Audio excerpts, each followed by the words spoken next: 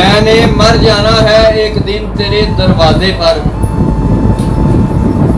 मैंने मर जाना है एक दिन तेरे दरवाजे पर। उम्र भर दस्तकें गूंजेंगी तेरे कानों में। वाह वाह वाह वाह।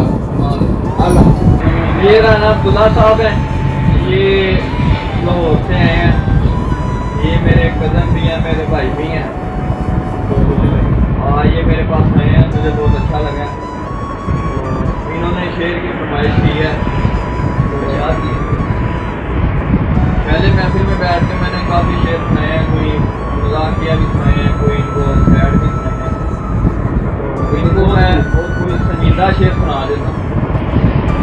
कोई 2-4 दिन हम मुस्कुराना छोड़ देंगे, कोई 2-4 दिन हम मुस्कुराना छोड़ देंगे, उसे दिल से लगाकर फातिहाना छोड़ देंगे।